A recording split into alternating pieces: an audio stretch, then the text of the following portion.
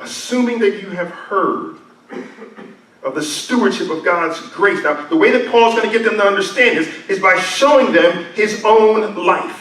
He's using himself as an example to show them, look at what God did in me for your benefit, for your behalf. Assuming that you've heard the stewardship, the management of God's grace that was given to me for you. Paul says here, he says, God gave me grace.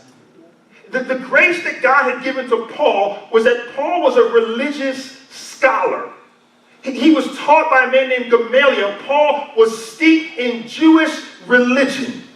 The Jewish religion came from God, but it missed the whole point of Christ. They go to the synagogue every Saturday and they learn about the coming of Christ, but when Christ came, they missed it. And so Paul was steeped in being zealous for the religion, but not the relationship. And he says, look at the grace that God has given me.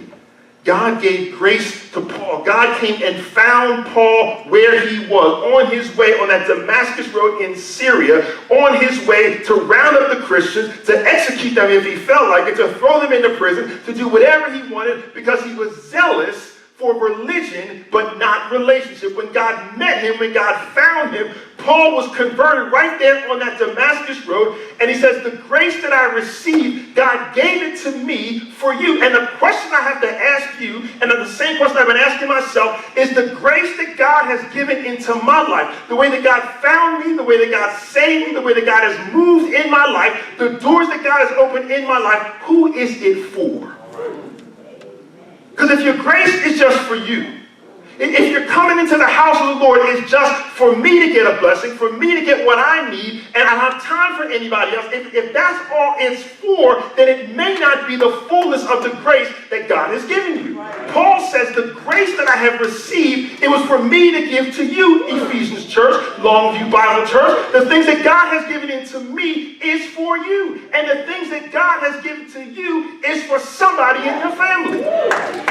It's for somebody on your job. It's somebody that can meet a stranger at the bus stop. God has given you grace. What is grace? Grace is not receiving what you deserved. I deserved.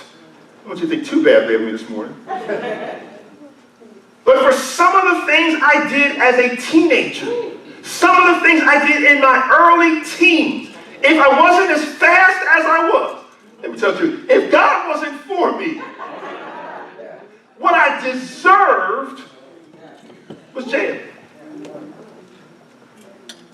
What I deserved was not to make it home that night behind the wheel with that substance in my body. I was not supposed to make it home. There were some other people who were in the same position. I've said before, I have a very good friend who was in a similar position. He got into a car accident, has amnesia. If I saw him today, it would take me 20 minutes just to remind him who I was and how close we used to be. Why? Because one night, he found himself out drinking too much, got behind the wheel, got into a car accident, and it erased his memory.